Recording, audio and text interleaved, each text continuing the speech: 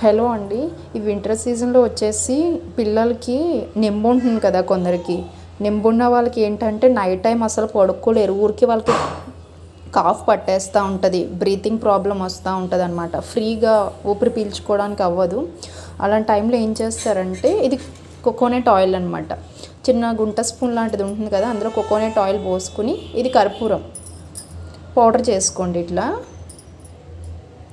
కొంచెం ఒకటి సరిపోతుంది పిల్లలకి కదా, వేసుకుని దీన్ని కొంచెం లైట్గా స్టవ్ మీద వేడి చేసుకోవాలన్నమాట. ఇట్లా జస్ట్ ఒక 1 minute వాళ్ళు ఎంత వేడి పట్టగలుగుతారో కొంచెం అంత గోరువెచ్చగా చూపించుకుని అది ఈ తమలపాకు మీద వేసేసి, ఈ తమలపాకు మీద అప్లై చేసేయండి. అది పిల్లలకి చెస్ట్ మీద వేసేసి నైట్ టైం పడుకుని